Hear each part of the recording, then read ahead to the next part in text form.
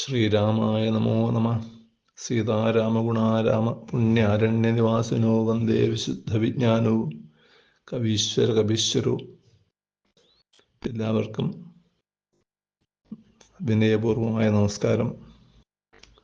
കിഷ്കിന്ധാകാന്ഡം 14-ാം സർഗം.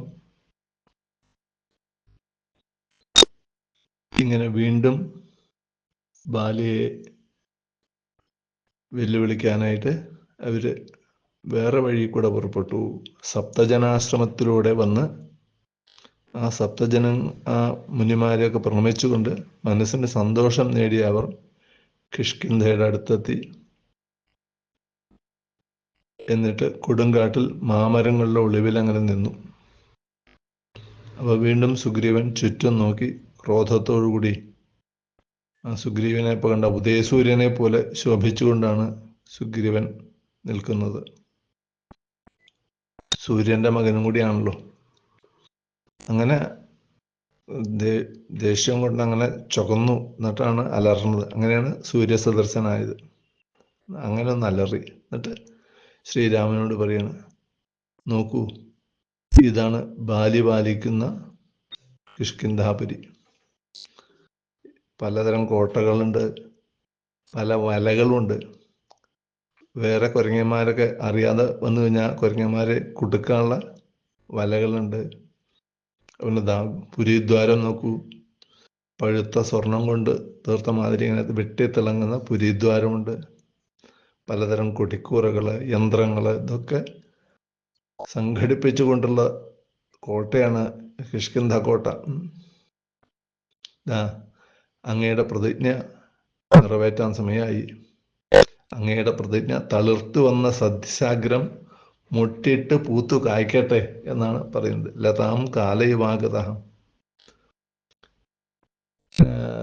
തളിരുണ്ടല്ലോ, തളിരിങ്ങനെ തളിർത്ത് ആ കാലം വരുമ്പോൾ യഥാസമയമായി കഴിഞ്ഞാൽ അത് തളിരിങ്ങനെ പതുക്കെ ഇലയും അതിന്ന് പുഷ്പഗുച്ഛങ്ങളുണ്ടാവും. പുഷ്പഗുച്ഛത്തിൽ നിന്ന് ചിലത് ഫലമായി തീരും. അപ്പോഴാണ് അതിൻ്റെ ഒരു പ്രയോജനം ഉണ്ടാവണേ. അതുമാതിരി അങ്ങയുടെ പ്രതിജ്ഞയ്ക്ക് എല്ലാ കാലവും തെളിഞ്ഞു. അങ്ങയുടെ പ്രതിജ്ഞ തളിർത്ത് പൂത്ത് കായ്ക്കട്ടെ, അങ്ങ് പ്രയോഗിക്കൂ എന്നാണ് സുഗ്രീവൻ പറഞ്ഞത്. കഴിഞ്ഞ തവണ പറ്റിയില്ല. കഴിഞ്ഞ തവണ പ്രതിജ്ഞ ചെയ്തു വെച്ചാലും തിരിച്ചറിയാൻ പറ്റാത്തതുകൊണ്ട് പറ്റിയില്ലല്ലോ.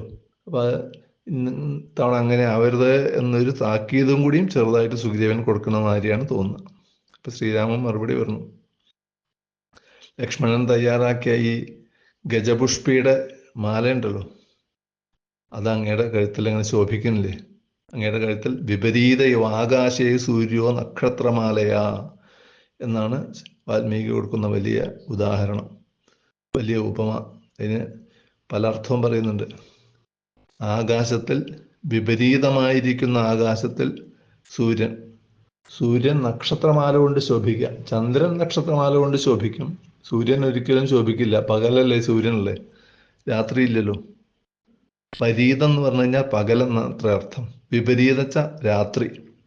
രാത്രി എപ്രകാരമാണോ ആകാശത്തിൽ സൂര്യൻ ഉണ്ടാവുക, അപ്പോൾ നക്ഷത്രം കൊണ്ട് ശോഭിക്കുന്ന മാതിരി എന്നൊരു നടക്കാത്ത ഉപമയാണ് ഇവിടെ വാൽമീകി പ്രയോഗിക്കുന്നത്. അതിന് പല അർത്ഥങ്ങളും ഉണ്ട്.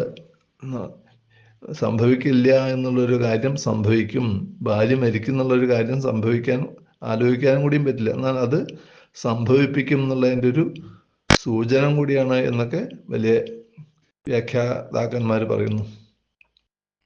എന്നിട്ട് ശ്രീരാമൻ പറയണം, ഒറ്റ ഒരു ബാണത്താൽ അങ്ങക്ക് ബാലിയിൽ നിന്നുള്ള പേടി, അതുപോലെ ഭാര്യയായിട്ടുള്ള വൈരമൊക്കെ ഞാൻ തീർത്തു തരാം. ബാലി പൊടിമണ്ണിൽ വീണ് കിടന്ന് ഉരുളുന്നത് അങ്ങേക്ക് ഞാൻ കാട്ടിത്തരാം. നടക്കില്ലെങ്കിൽ എന്നെ പഴിച്ചോളൂ, ഇപ്പം എന്നെ പഴിക്കണ്ട. ഞാൻ പറഞ്ഞില്ലേ, നിങ്ങളെ തമ്മിൽ തിരിച്ചറിയാൻ പറ്റില്ല. അശ്വിനി ദേവന്മാരെ മാതിരിയൊക്കെയാണ് എനിക്ക് തോന്നിയത്, രണ്ടുപേരും ഒരുപോലെ. അത് കാരണമാണ് ഇപ്പം ഇതാ ഈ ഗജപുഷ്പിയുടെ മാല ഉണ്ടല്ലോ, അത് വെച്ച് അങ്ങക്ക് ചെല്ലാം, പേടിക്കണ്ട. എൻ്റെ ബാണശക്തി അങ്ങ് കണ്ടതല്ലേ, ഒരേ ഒരു ബാണം കൊണ്ട് ഞാൻ 7 സ്ഥലങ്ങൾ മുറിച്ചിട്ടത് അങ്ങ് കണ്ടതല്ലേ. ഞാൻ എൻ്റെ പ്രതിജ്ഞ സഫലമാക്കുക തന്നെ ചെയ്യും, പേടിക്കണ്ട. ബാലിനെ പോരിന് വെല്ലുവിളിച്ചോളൂ. പോരിനായിട്ട് വെല്ലുവിളിക്കാൻ എന്താ ചെയ്യേണ്ട?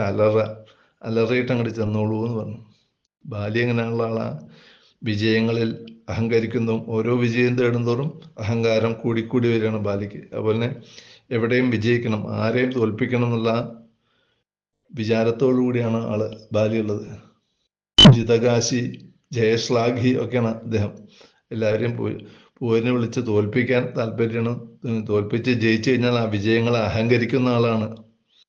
ആ ബാലിയെ അങ്ങയുടെ അലർച്ച കൊണ്ട് ആ ബാലി അങ്ങോട്ട് പുറത്തേക്ക് വരും. പ്രത്യേകിച്ച് പെണ്ണുങ്ങളുടെ മുമ്പിലൊക്കെ വെച്ചാൽ ഒട്ടും സഹിക്കില്ല. പെണ്ണുങ്ങളുടെ മുമ്പിൽ അപമാനമല്ലേ. ഒരാൾ പോരിനെ വെല്ലുവിളിച്ചിട്ട് വരില്ലെങ്കിൽ വിളിച്ചോളൂ എന്ന് പറഞ്ഞു.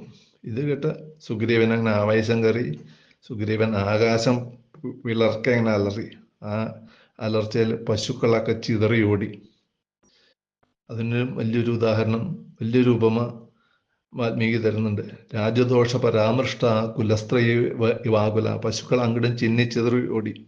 ഒരിക്കലെ രാജാവ് നല്ല രാജാവല്ല, വേണ്ടവണ്ണം ജനങ്ങളെ കാക്കാൻ പറ്റില്ലെങ്കിൽ അവിടെ ദസ്യുക്കൾ വരും. ദസ്യുക്കൾ എന്ന് പറഞ്ഞാൽ ബാക്കി കള്ളന്മാരും കൊള്ളക്കാരൊക്കെ വരുമ്പോൾ ആ രാജ്യത്തുള്ള കുലസ്ത്രീകൾ എന്താവും? കുലസ്ത്രീകൾ അവരാകെ വീട്ടിലും രക്ഷയില്ല, നാട്ടിലും രക്ഷയില്ല. അപ്പം അങ്ങോട്ടും ചിതറി ഓടും. ആ മാതിരിയാണ് പശുക്കൾ ഓടിയെന്ന ഗംഭീരമായ ഉപമയാണ് വാൽമീകി ഇവിടെ കൊടുക്കുന്നത്.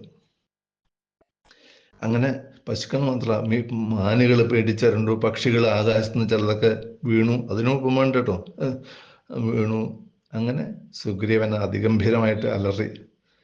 കടല് കണക്ക്, കടലിൽ ഇങ്ങനെ കാറ്റടിക്കുമ്പോൾ കോള് ഉയരും. ആ കോള് ഉതിർക്കുമ്പോൾ കടലിൽ അങ്ങനെ ഭയങ്കരമായ അലർച്ച ഉണ്ടാക്കും. ആ മാതിരി സുഗ്രീവൻ അതിഗംഭീരമായി സൂര്യാത്മജ ശൗര്യ വിവൃദ്ധതേജാഹ സരിൽ പതിർ വാനില ചഞ്ചലോർമി. കാറ്റടിച്ച് അങ്ങനെ തിരകളടിച്ച് ആ കോളുതിർത്ത് അതിന്ന് ആ ഒരു ഭയങ്കര ശബ്ദം ഉണ്ടാക്കണ മാതിരി മേഘസദൃശമായ ശബ്ദം സുഗ്രീവൻ പുറപ്പെടുവിച്ചു എന്ന് പറഞ്ഞുകൊണ്ടാണ് ഈ സർഗം ഇവിടെ അവസാനിക്കുന്നത്. ആപദാം അപഹർത്താരം ദാതാരം സർവസമ്പദാം ലോകാഭിരാമം ശ്രീരാമം ഭൂയോ ഭൂയോ നമാമ്യഹം.